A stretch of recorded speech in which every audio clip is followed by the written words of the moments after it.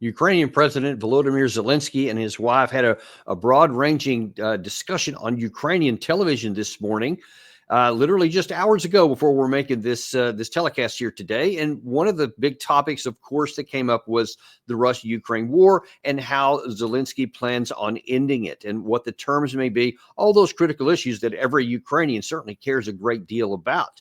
And obviously, with Trump coming to power now less than 3 weeks away, everybody's focused on how that negotiation is going, what kind of discussions Zelensky and Trump may have had, and what to expect there.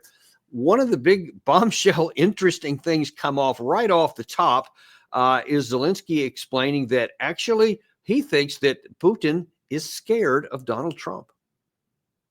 Бо чесно вам скажу, що європейці прям дуже сильно дивляться на думку президента Сполучених Штатів. Сьогоднішнього нового президента Сполучених Штатів Америки.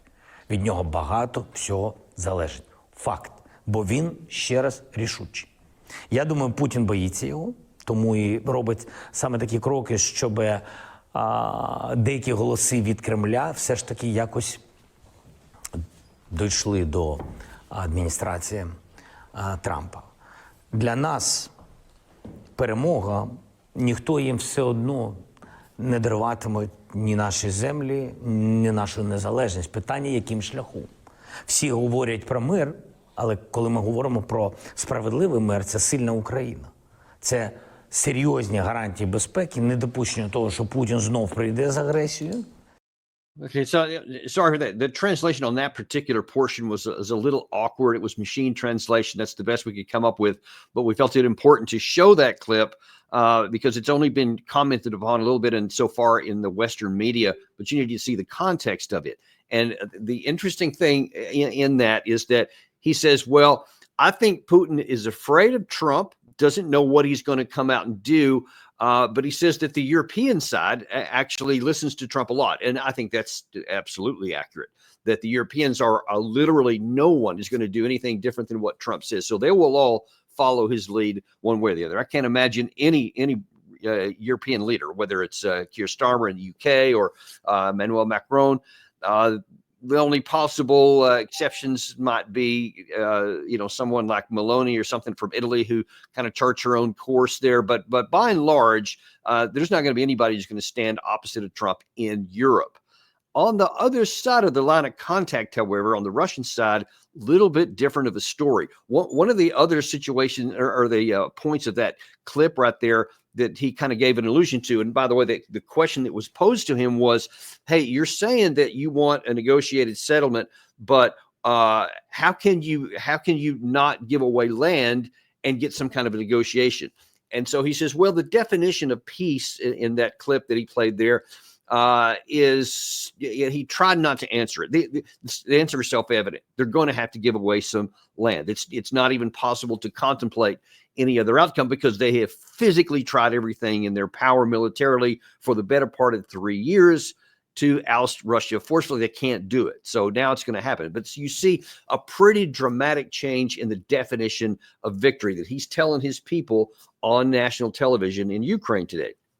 Now, as recently as less than a year ago, he was still saying, even after the failed 2023 offensive, that they were going to achieve victory. And he defined victory even in early 2024 as back to the 1991 borders. That's where he's going to go. There's somehow going to come up with a way to push Russia out. They just need more stuff. That was in the context in February of this year when the United States Congress was debating whether or not they should pass this then $61 billion funding package for the Ukraine side. Everybody was on the pro-war side was saying, well, they have to have this because that's going to make the difference in the war. They need it. And so Zelensky was saying, if we get this, that's going to enable us and allow us to go to win back our borders.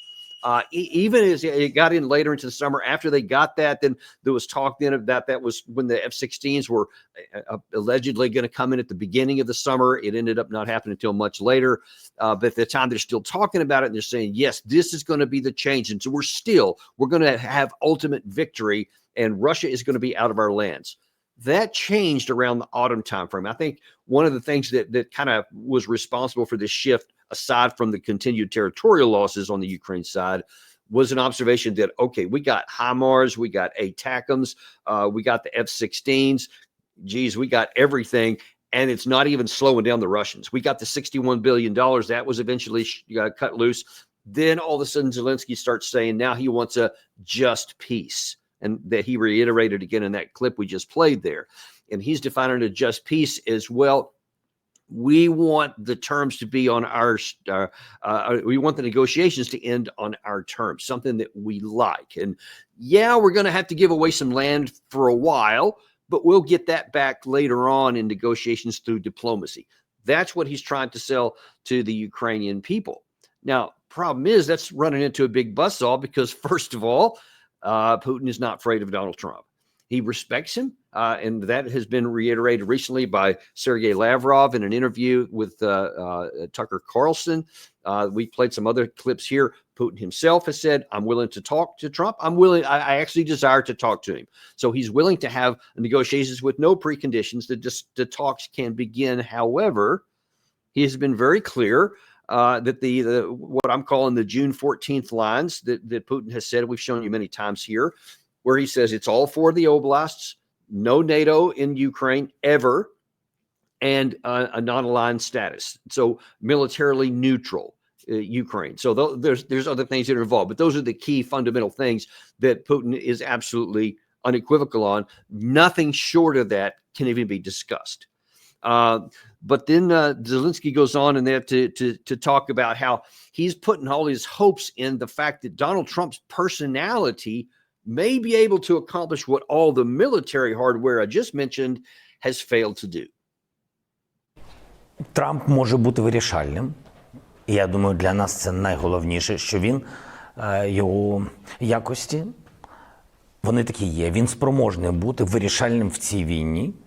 Він може дійсно зупинити Путіна, або справедливіше сказати не в трендах, а справедливіше сказати допомогти нам зупинити Путіна. Now, I hate to sound like a broken record, but listen, Volodymyr Zelensky is desperate, and he is just not dealing with reality. There's no kinder way to put it than that, because Trump, with his reputation as a good negotiator, that works in business. That has even worked in a lot of international arenas.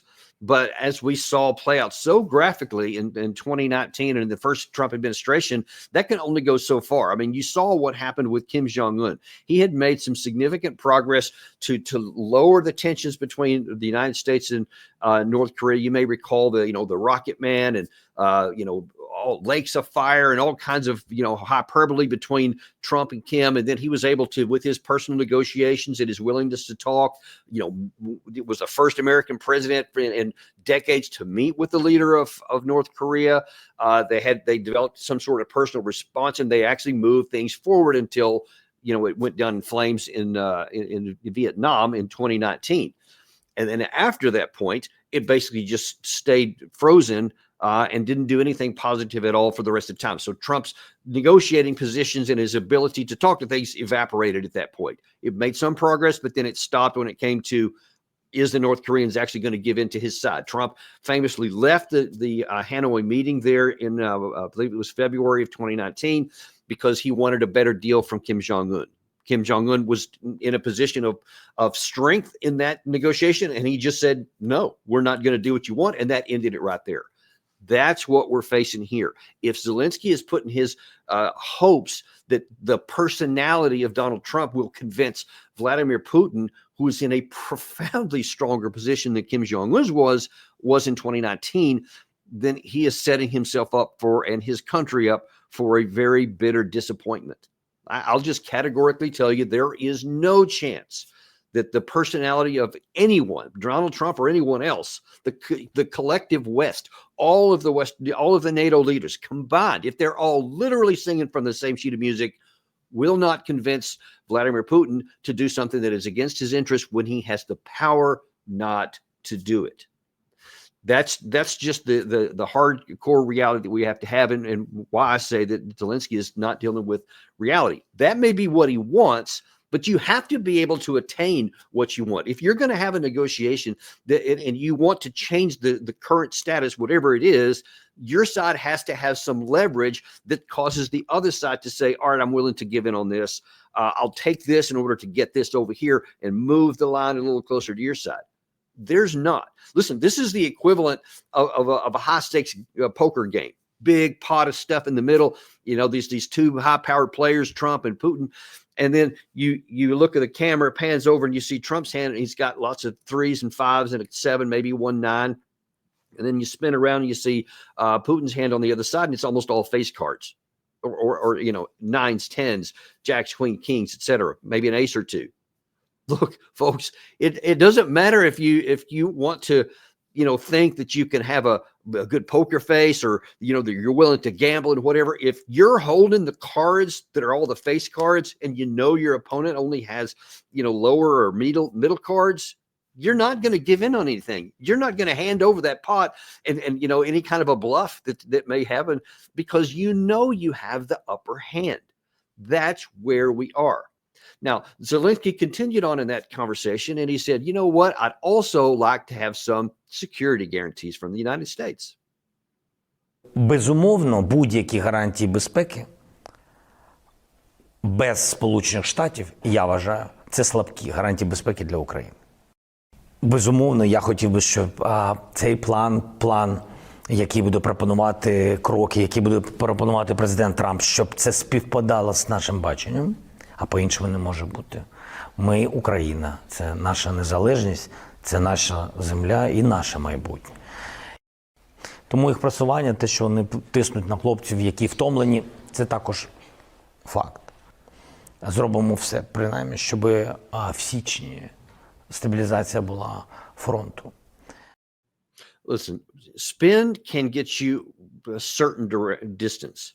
Spin can go a certain amount of time to make audiences believe certain things. You can do that. And the West in Kiev has been masterful. We've shown you many times a lot of these videos that the Zelensky team puts together are almost like small movies or movie trailers. I mean, they have patriotic music, they have great camera angles, they have lighting. I mean, it's really good, and it has an impact on Western audiences. It has an impact on many of the Ukrainian audiences as well. That comes to a hard stop when it comes to reality on the ground. And that's where all of these claims by Zelensky, all these hopes, all these aspirations will grind to a dead stop on the ground in the Donbass, or even in the Zaporizhia area, or in the Kupiansk area in the north, or are being disintegrated in the Kursk area in the north. All those things are going against Ukraine. And when he says that we want security guarantees, and he thinks that Trump is going to bring in some kind of security guarantees, folks, I'm just telling you that's never going to happen. Let me just categorically tell you that no matter, Trump says a lot of hyperbole on different things, and makes a lot of wild claims about this or that, but he, when it gets down to it, takes actions that he thinks he can afford. He thinks that I have not seen him get over his skis and promise something that genuinely can't be delivered that could harm us. Of course, he's got the famous, we're going to make Mexico build a wall and we're going to build a wall and make Mexico pay for it. That was obviously never going to happen. That was all hyperbole, but it didn't cost him anything. That's something you can just say and build however much of the wall you're able to.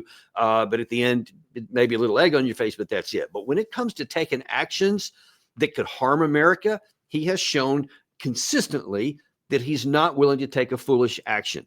For example, in I think it was January of 2020, when he gave the authorization for the U.S. to assassinate Soleimani, who was the leader of the Iranian armed forces in Baghdad. The Iranian side took a counteraction, and they launched a bunch of missiles on an American air base in Iraq, which wounded a lot of Americans but didn't kill anybody. And thank goodness it didn't, because Trump, and many people were absolutely screaming for him to retaliate further, that how dare they attack an American base. But he knew that if he went another level and struck targets into Iran, then we would be at war with Iran.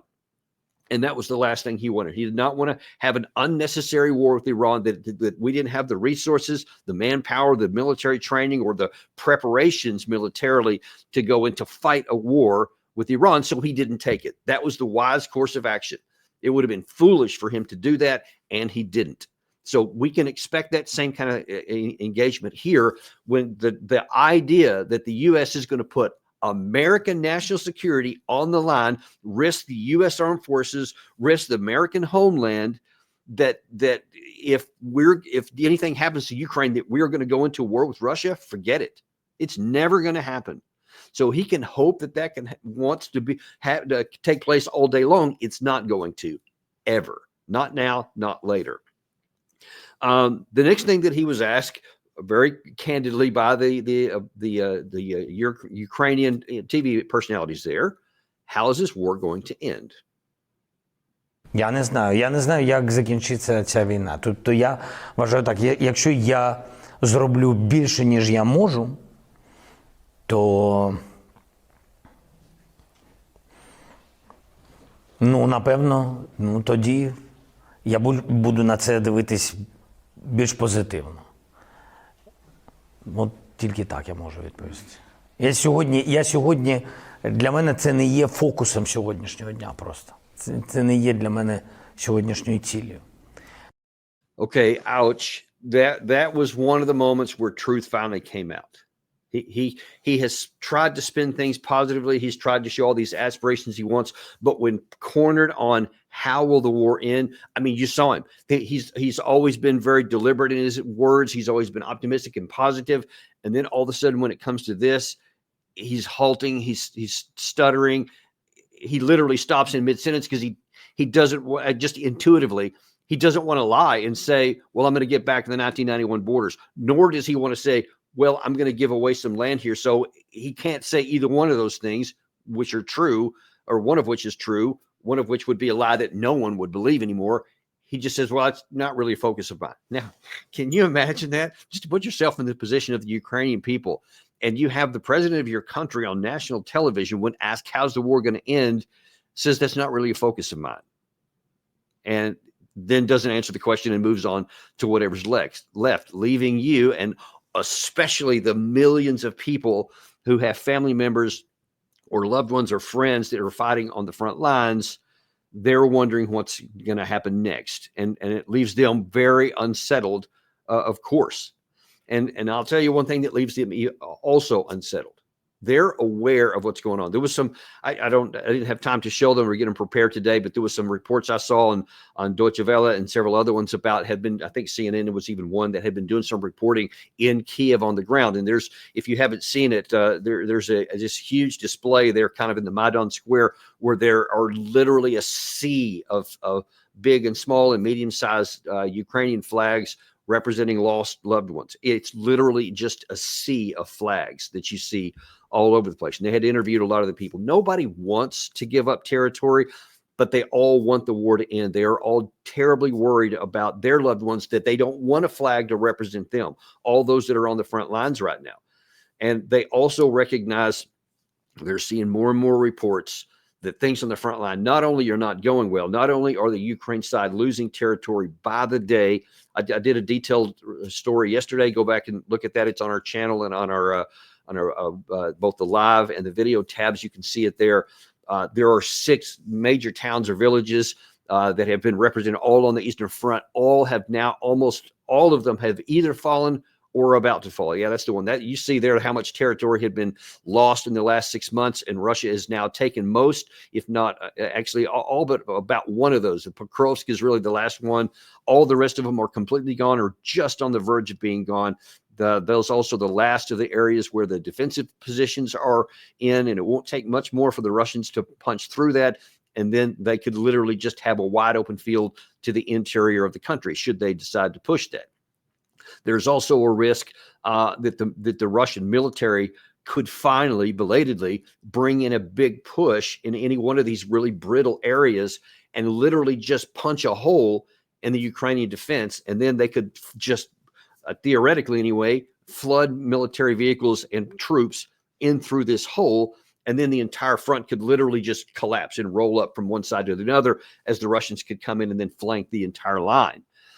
It remains to be seen whether that can happen. I've been surprised, frankly, it hasn't already, given the weakness of the Ukrainian lines and the thinness of the Ukrainian lines. But there's an additional problem for the Ukraine side, and that is desertions. It's not just the casualties they're suffering every day. There's a reason why these lines are moving so much faster now.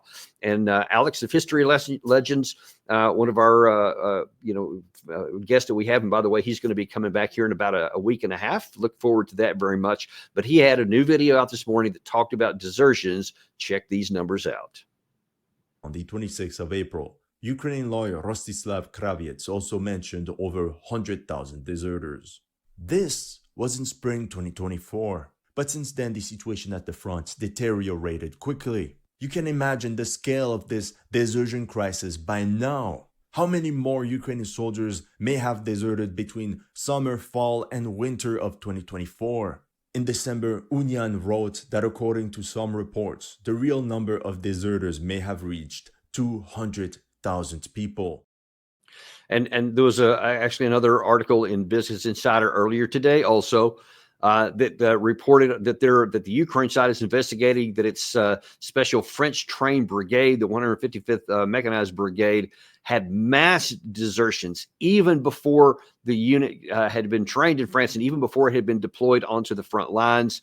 Apparently, as many as 1,700 of the roughly 8,000 members of the brigade fled and just disappeared. Some of them, maybe even in France, didn't even come back. But before the unit could even get deployed, they were gone, because they see all this. They see the death and destruction, and they're terrified of going on the front line. And I'm going to give you an example here of one soldier that's talking about what the mentality is of those who were going on to the front.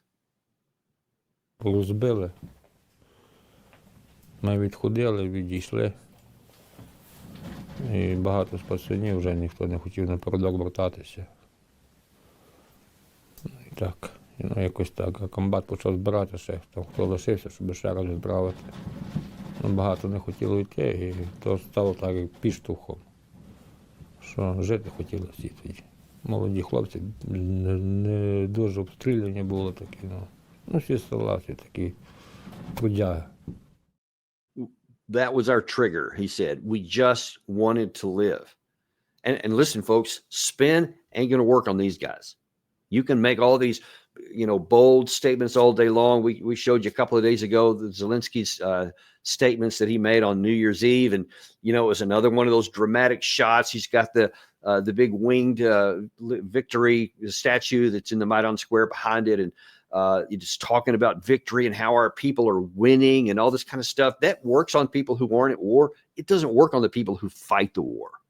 There's a reason why they're deserting in such large numbers. I mean, you're talking huge numbers, at least 200,000. It may well be more than that. But when you also see the people being wounded at the front and some of the positions we've reported in the last several months and weeks, that some of the positions are taken by the Russian side without firing a shot. Some are contested very heavily. There are still many Ukrainians that are fighting just ferociously against all odds. They just almost are on autopilot, but they just can't stop, and they aren't stopping. So there's a combination of all that's going on there, but the units themselves cannot stitch together. You cannot manufacture a strength to fight among an entire force when vast numbers of them see the reality on the ground. And we also showed you a Ukrainian female drone pilot several weeks ago. It was heartbreaking to watch, absolutely heartbreaking. It was hard for me to even show here because all she talks about is how much death she has seen. I think she was a 23-year-old drone pilot, really just pleasant looking young lady. She had a pretty face. It looked like she, ordinarily you'd think she had her whole future in front of her. And instead, she's got this trauma that'll take nearly a lifetime, if she survives, to be able to overcome all of that, that trauma and that grief. That is endemic across the entire front. And how could it be any different? Many of the Ukraine soldiers it's hard to believe, have not had a break from combat. Some of them have been there since the war began. because the Ukraine side can't afford to rotate them out. They can't afford to have them go back because of these desertions. Many of them don't come back. So now then they don't even hardly, it's very rare that they let them go. The Russians, on the other hand, don't have that problem. Russia has been increasing the size of its forces. The Ukraine side has had so many desertions, they have now tried to force mobilize even more per month. And of course, if you're force mobilizing somebody, that they think it's a death sentence, there've been all kinds of videos about how they fight the recruiting people, that there's been lots of violence in between. Some of the people have been killed by trying to resist. Some of the people doing the recruiting have been murdered by some of those who don't want to get recruited, et cetera. It's an absolute disaster and mess. There's no way that you're going to get an effective fighting force when that's what you're putting up. And when you lose so many people so often, you don't even get a chance to build up your experience level among key leaders because they don't live long enough. But the Russian side has been able to do that because they have enough. They have probably double or triple the number of soldiers that the Ukraine side has. And because they have chosen this slow, methodical pace, they have the luxury of keeping units, some of them out of contact, training them up for months at a time, and then rotating them up to the front line, taking these others who have taken lots of casualties and moving them to the rear to rehabilitate and rest up. We've had a British, sort of former British person who is actually fighting for the Russian side, Aiden. We'll call him. He has been on our show before. He's going to be back on next week, by the way, on Monday. Aiden Minnis is going to be back on giving us an updated view. But we've shown you him before because he's actually was on the front, was wounded, but then had to go back, and he's going to tell us from a firsthand perspective, from a Western perspective, what it's like on the Russian side. And I assure you, it is radically different than it is on the picture that we're showing you on the Ukraine side of that line. Now, I'll tell you someone else that recognizes this, not just us calling this channel, not just the men on both sides of the line of combat, but on the one person that Zelensky's hopes that Trump can influence, Vladimir Putin. Our army is progressing. They're making advances. And the enemy cannot hold the positions. They withdrew, they organized some defenses, but they cannot hold those defenses because tomorrow there will be the next advance. So they cannot stop our army. So I've shown you the comments by Volodymyr Zelensky. I've shown you comments by Vladimir Putin. Of the two, whose comments do you think more accurately reflect what we're showing you on the battlefield? Where has the line been moving? Which side is actually matching what the leader is talking about there? That's what it's so crucial to understand. What Putin said there is just physically accurate. It doesn't matter what anybody else wants to say. Even the Institute for the Study of War, which always has pro-Ukrainian analysis of what's happening on there and spin in their direction, but even they show the line is moving to the west. They can't spin that because it's just a physical geographic reality on the ground. So you see that that's actually what's happening here. Now, let's put this in context of what's going to happen after January 20th when Trump is inaugurated. What is going to be the positions, the negotiating positions, and the leverage that each side has to reach a negotiated settlement? This is going to put Trump, this is one of the things I'm warning even people on his team that they need to be careful of, because he has a much weaker hand than I think many on his team think that he does. Because the power of the personality will only help if you have some strong leverage and hand leveraging positions in your hand, and he does it. If Trump comes in and he's not willing to go to those June 14th lines that Putin has already laid out, 4 provinces, no NATO ever, and a demilitarized rump state that's left over. If Trump says, I'm not just going to give you that because that's your position. It's like, okay, hang on. We're going to come in and you're going to give me your opening position. I'm going to give you my opening position, and then we'll meet somewhere in the middle. Problem is that because of the negotiating hand, Putin is clearly signaled that he's not going to shift at all. He's not going to meet Trump in the middle. Trump is saying, that, at least according to the plan that's been published so far by the Kellogg plan, is that Kellogg wants NATO membership delayed for a decade or so. We'll talk about that later. and that they want the line of contact, the current line of contact, frozen where it is, not where Putin has wanted it to be. So if Trump doesn't get those things, then according to other people that said, then they'll, quote, put more pressure on Russia by continuing on arms provision for the Ukraine side, ammunition, that kind of thing. Listen, folks, I don't know if any of the people on the Trump team actually believe that, but let me disabuse them of that thought that will have any impact. It will not. And gracious, all you got to do is look at the outgoing administration. They have been just shoveling billions of dollars out the door before they get out of power here as it is. And there's huge amounts of stuff. And let's go all the way back to I think it was May of 2024 when the $61 billion was first allocated. And then they just started sending all this stuff. And then it continued on through. And yet during the same time, starting 1 month after the allocation of that money, the Ukraine side started losing faster and faster and more troops and more territory by the month. Every single month since that time saw the loss of more troops, a higher number, and more territory. That's with all of that weapons and stuff going in, all that 61 billion going in. All of it also came in from many European states. Folks, it ain't about machines and money. It's about men.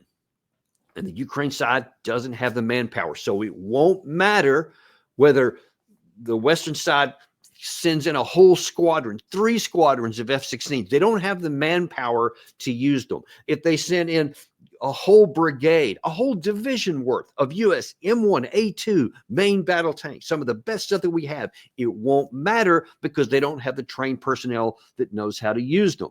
None of these things will matter, so they will not put any more pressure on Putin.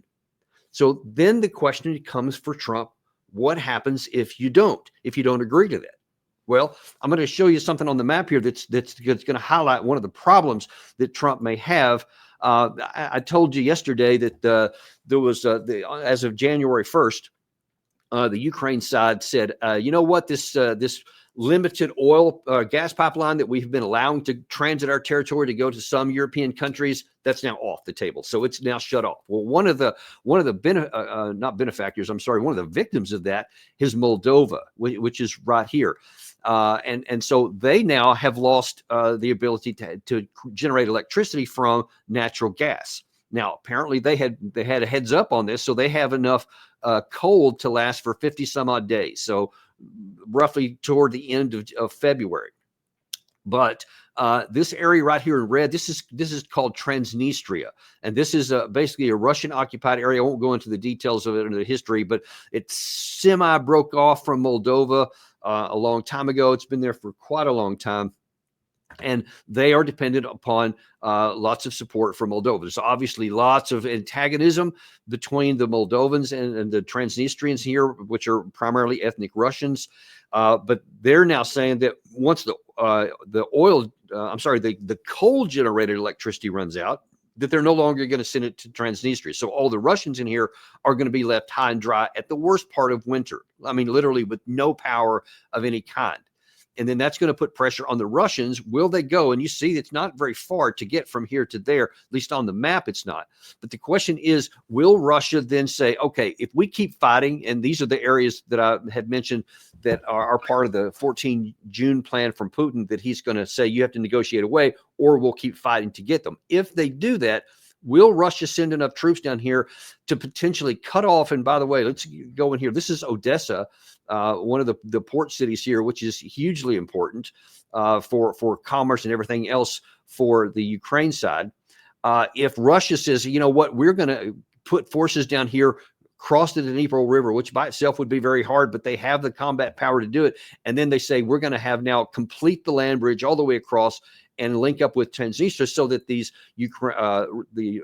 ethnic Russians don't run out of electricity. That is one of the possibilities. Now, I'll just tell you, I think that there's certainly some reason to suspect that that's exactly what the Ukrainian side wants. They want to bait the Russians into making that incursion across there by claiming, see, I told you so.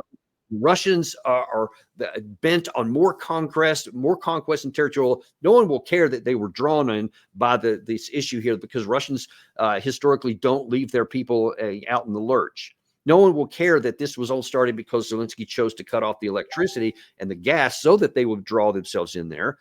So then they'll just focus on that's what's going to happen. But if that is Zelensky's plan, that is a highly risky one and not a very wise one at that, because that also implies that Russia can be stopped from it, or that will cause people in Europe to say, okay, now then we're going to do more. We're going to come in on your side. Folks, if that's what you're thinking, then I think that you're setting yourself up for even more disaster. If that course of action happens, then it is entirely possible and might even be into the area of probability that Ukraine will lose Odessa. Russia doesn't even have to invest it. It's a large city. They can just cut it off. And once it's cut off, then you're out of ability. Now then it's just a siege mentality, and Russia can just wait it out and say you no longer have access to it, and we'll take it at our leisure, however long that may take. Now then, instead of having a negotiated settlement on the 14 June lines, now then you've lost even more territory than that. And I've been telling you here on some Russian Telegram channels and other Russian media, there's a large contingent of Russian people that say, hey, 14 June lines aren't enough. We also need Kharkiv in addition to Odessa here. And whether Putin would agree to do that, because the cost to Russia would be considerable in manpower, resources, and everything else. It could take 6 to 9 months, even in the weakened condition that the Ukrainian military is, barring an outright collapse, a physical collapse, which then everything's changed. But if they continue to resist, it could take another 6, 9 months, maybe even another year. Putin has that time. He has those resources. He has the manpower. He has the people behind him. There are so many people in Russia that desire to have that pushed on, that they hope that Trump doesn't agree to the 14 June lines, because they want the reason to keep fighting. And so even though there would be a lot of people in Russia that would be against it and do want the war to be over, there's enough that don't want it over that would, especially if they control the media like in any country, they can continue to do that. There's no evidence at all that the domestic support would wane for Russia if they continued to fight this for another year to take those areas. That is the big risk that there is for both the Trump and the Zelensky teams. If they don't agree to that 14 June line, then they may end up losing a whole lot more for very practical reasons. And we'll have to see how this plays out. We'll have to see what Trump ends up doing because of this, and how his team assesses the situation. That's my assessment, because I'll just categorically tell you, the best thing for the United States, the best thing for the people of Ukraine, whether they like it or not, is to agree to the 14 June terms at the earliest possible moment. That will end the killing of the Ukrainian people. It will end the possibility that Russia goes further. It will end the possibility of escalation beyond that, etc. Everything gets off the table then. Now, there's no fantasy here. It's not like this. The difficulties will be over, because then you'll still have the issue of what to do with the rump Ukraine. You'll still have a lot of angry people and hateful of Russians in the Ukraine side that they're going to want to get that land back at some point in the future. So there's ever risk that stays a friction and a hot zone. And of course, the Ukraine side will continue to build up its forces. And in case you're not tracking, the Russian side will definitely continue its buildup. It's not going to stop, because many in Russia already believe that it's inevitable there will be a future conventional clash with NATO. So they want to build up their force to do that. And obviously, many on the Western side think the same thing. And so they are already in the process of building their forces up. More on that another time. But first things first, we need to get this war over with as quickly as possible at the lowest cost possible to preserve the life of the Ukrainians and to preserve the security and peace of Western Europe and the United States. That, folks, is your deep dive for today.